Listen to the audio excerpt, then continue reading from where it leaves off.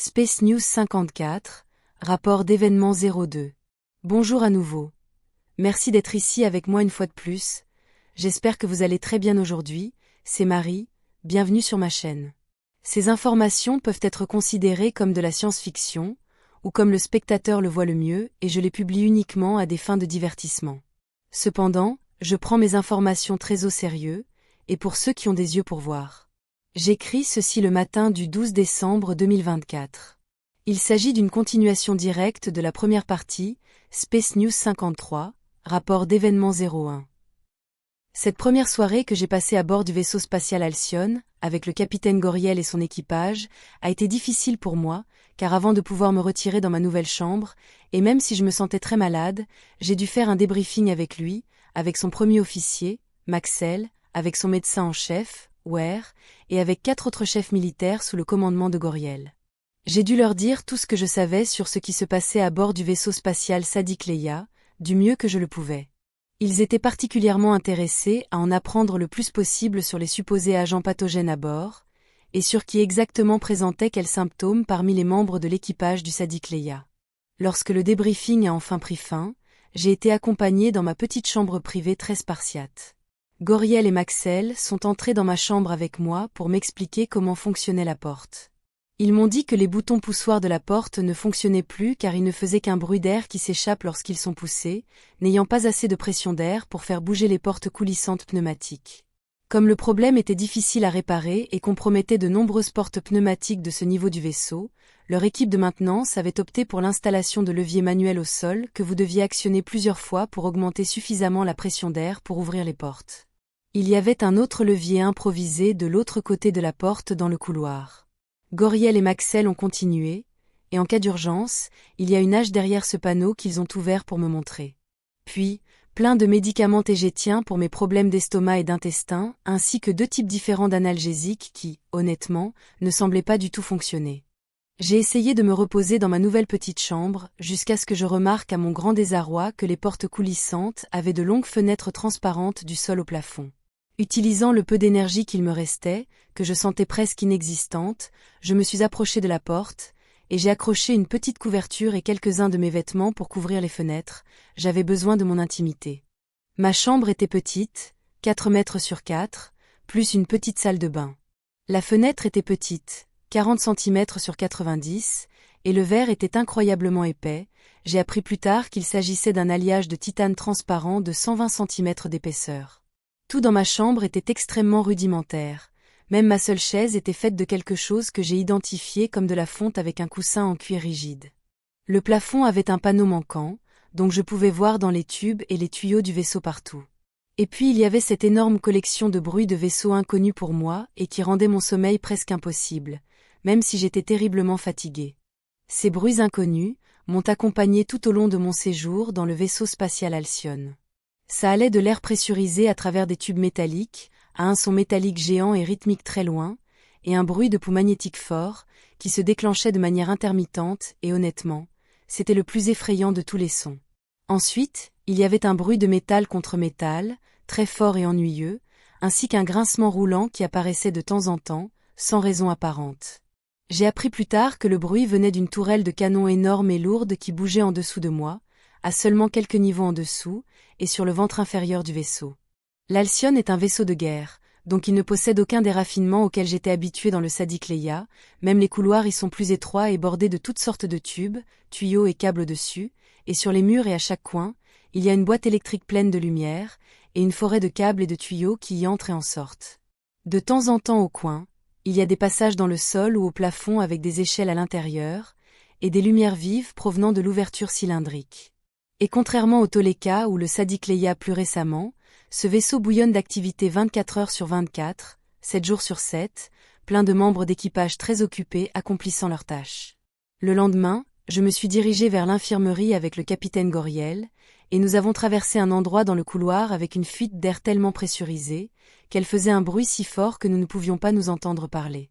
Nous sommes arrivés à l'infirmerie et le docteur Carrez m'a donné les médicaments qui avaient été préparés spécialement pour répondre à mes besoins, puis Goriel et moi sommes retournés par le même couloir moins de 5 minutes plus tard, et il y avait déjà 2 membres de l'équipage avec les panneaux de sol ouverts et réparant la fuite d'air. Alors que nous passions, les 2 membres de l'équipage se sont redressés et nous ont salués. J'étais absolument stupéfaite de voir un tel niveau d'efficacité. En marchant, j'ai dit à Goriel que j'avais remarqué que l'équipage me saluait en passant, même seul, et je lui ai dit que ce n'était pas nécessaire. Goriel s'est retourné et m'a regardé avec un grand sourire rassurant et a dit « Oh oui, c'est nécessaire, car le respect du rang est essentiel pour maintenir une chaîne de commandement efficace et loyale. Vous êtes notre reine, et vous êtes donc la chef de l'armée tégétienne, personne n'a plus de rang que vous, donc ils doivent vous saluer lorsque vous passez. » J'étais un peu sous le choc car je n'avais jamais reçu autant de respect de toute ma vie, encore moins dans le Toleka ou le Sadikleya, où régnait la familiarité et le mépris, du moins pour la plupart, pas tous. Ici, on me traitait comme la reine que je suis, et j'ai eu du mal à accepter cela une fois pour toutes. Plus tard le même jour, 4 grandes navettes militaires de l'Alcyone sont arrivées au hangar du vaisseau spatial Sadikleya. Même si cela n'aurait peut-être pas été nécessaire, 4 équipes d'assaut hautement entraînées en sont descendues, ainsi que plusieurs véhicules blindés militaires. Soudain, le Sadikleya était inondé avec pas moins de 100 militaires, dont certains ont commencé à y installer une base d'opération avancée dans le pont du hangar. Ils ont levé plusieurs tentes et marqué un périmètre avec quelque chose qui ressemblait à des sacs de sable et des murs de protection portatifs. Ils ont installé des remorques de générateurs électriques et une forêt d'antennes de communication. Ils ont installé un centre de commandement et de communication dans l'une des tentes, et se sont comportés exactement comme s'ils devaient installer un camp de base à la surface d'une planète. J'ai appris plus tard que c'était en raison de leur protocole de pleine indépendance, où il ne devrait pas y avoir besoin de quoi que ce soit du vaisseau spatial sur lequel ils embarquaient. Pendant que certains installaient le camp, les 4 équipes d'assaut, en tenue spatiale complète comprenant des casques pour l'isolation des éventuels agents pathogènes à bord, se sont dirigés vers le pont du vaisseau où ils ont relevé tous ceux qui se trouvaient là de leurs fonctions et ont pris le contrôle total du vaisseau Sadikleya. Alors qu'ils prenaient le contrôle du vaisseau, les équipes militaires de l'Alcyone ont remarqué que le journal de bord du Sadikleya n'avait pas été utilisé depuis plusieurs mois, car il n'y avait pas de nouvelles entrées, ce qui était plus tard signalé comme fortement irrégulier et insinuant une faute. Ensuite, plusieurs dizaines de membres des équipes se sont frayé un chemin à travers le Sadikleya, prenant position dans des endroits clés comme le pont CIC et l'atrium central. Ensuite, les équipes sont arrivées à l'infirmerie où se trouvait la plupart de l'équipage, enfermés en grande partie dans 22 des 25 pods médicaux secs du vaisseau. C'est là qu'ils ont rencontré leur première résistance à leur embarquement, même si cela était entièrement autorisé par moi, et accepté par les quelques personnes restantes à bord du Sadikleya, car ils considéraient leur démonstration de force militaire comme excessive, inutile, intimidante et même insultante. Bien que je comprenne le sentiment et le point de vue de nos quelques amis encore debout sur le Sadikleya, l'armée n'aurait pas pu agir autrement, car le protocole existe pour une raison, et ils ne savaient pas à quoi s'attendre à bord. Avec l'efficacité typique de l'Alcyone, les équipes médicales du capitaine Goriel, dirigées par son médecin en chef, Ware, sont arrivées à l'infirmerie du Sadikleya et se sont immédiatement mises au travail.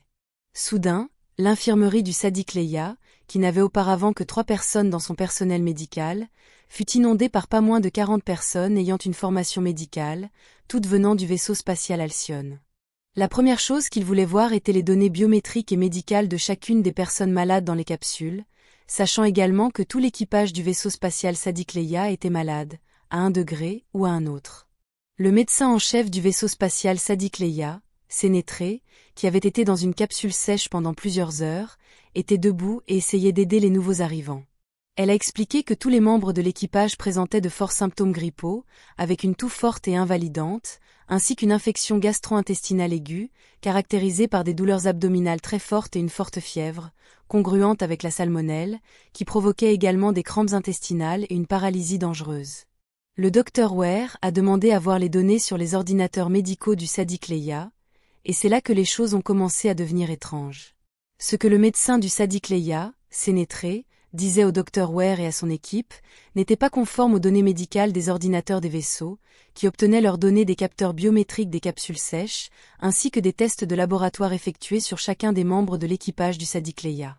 Alors que Sénétré indiquait la salmonelle, les données indiquaient qu'aucun pathogène contagieux n'avait été trouvé, et là où elle indiquait une forte fièvre détectée chez chacun des membres de l'équipage, les lectures biométriques des capsules sèches indiquaient une température corporelle normale. L'un des assistants médicaux du docteur Ware, de son équipe de l'Alcyone, s'est approché de lui et lui a montré les résultats des analyses d'agents pathogènes effectuées à l'aide d'équipements médicaux avancés qu'ils avaient avec eux.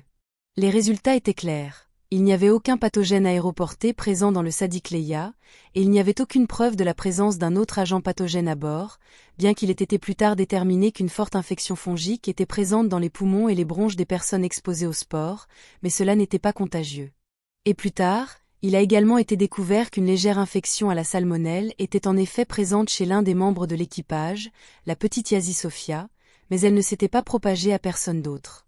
Alors que le Dr Ware réalisait qu'il n'y avait aucun danger pour ses équipes, et à la grande horreur de Sénétré, il a ordonné à tous de retirer leurs casques. Le Dr Ware a ensuite ordonné à tout le monde de sortir immédiatement des capsules médicales sèches, afin de mettre en place un traitement alternatif. Sénétré, et les quelques autres membres de l'équipage du Sadiq Leia présents, dont un agent des forces spéciales Ashmalim, Salah Fayel, ont commencé à s'énerver et se sont vivement opposés aux ordres du Dr Ware. Alors qu'ils commençaient à se disputer vivement sur ce qui se passait et sur la manière dont les choses devaient être gérées, Sénétré et ses amis ont commencé à prendre le dessus sur le Dr Ware et son équipe, leur ordonnant de se retirer et de leur obéir, car les membres de l'équipage du Sadiq Leia surclassaient ceux des équipes du vaisseau Alcyon. Le Dr Ware n'a eu d'autre choix que de calmer son équipage et son équipe et de rendre compte à Goriel, Maxel et moi-même, qui suivions ce qui se passait depuis le vaisseau spatial Alcyon à proximité. C'est là que j'ai réalisé que je n'avais pas d'autre choix que de prendre une décision qui allait probablement mettre en colère tous mes amis à bord du Sadiq Leia et peut-être même les retourner contre moi. Par mes ordres, en tant que reine de Tegeta, j'ai annulé ou gelé tous les rangs, titres et rôles de chaque membre de l'équipage du Sadiq Leia. C'était le seul moyen pour moi de m'assurer que le capitaine Goriel, le Dr Ware et son personnel, ainsi que tous les autres membres militaires qui ont embarqué sur le Sadiq Leia, puissent faire leur travail efficacement et sans interférence de l'équipage d'origine de ce vaisseau. Une autre raison importante de révoquer et d'annuler tous les rangs, titres et rôles des membres de l'équipage du Sadiq Leia, venait des conclusions préliminaires gênantes auxquelles le Dr Ware était parvenu. Toutes les preuves recueillies par son équipe médicale indiquaient que ce qui se passait dans le Sadiq Leia était plus cohérent avec une sorte de psychose délirante induite partagée, d'origine inconnue. Alors que le Dr Ware et son équipe continuaient d'informer Goriel, Maxel et moi, l'origine venait très probablement d'un épisode psychotique collectif, causé par un isolement à long terme à l'intérieur d'un vaisseau spatial, en particulier parce que l'équipage du Sadiq Leia était si petit en nombre. Pourtant, le Dr Ware a présenté des preuves solides qu'il y avait quelque chose d'autre. Tout le personnel militaire tégétien, en particulier le personnel médical, est bien informé et a étudié les sujets astraux et les choses considérées comme paranormales sur Terre mais pas à Tegeta. Le Dr Ware est considéré comme une autorité sur les problèmes de santé qui sont générés depuis l'autre côté, ainsi que le reste de son personnel médical, comme le Dr Carez et le Dr Zari également. Le Dr Ware, le Dr Carez et le Dr Zari insistent tous sur le fait que ce qui se passait à l'intérieur du vaisseau spatial Sadiq Leia est fortement congruent avec une attaque astrale forte et élaborée, principalement menée avec des techniques de manipulation guidée, de l'autre côté, et toutes conçues pour nuire aux victimes.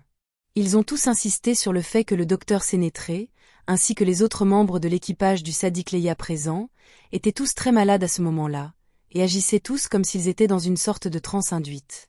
Alors que les jours passaient, je commençais à me sentir beaucoup mieux et à me remettre de ce qui me faisait du mal. Je pouvais commencer à manger plus de choses sans tomber malade, et mes forces revenaient lentement.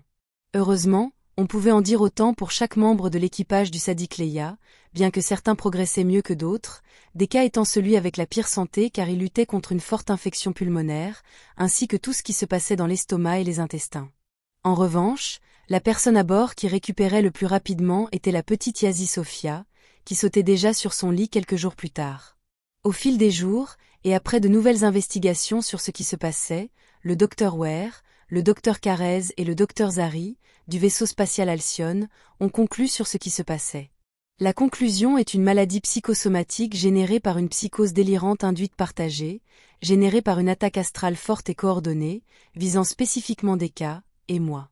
Le reste de l'équipage n'était que des dommages collatéraux, à moins que de nouvelles données ne surgissent.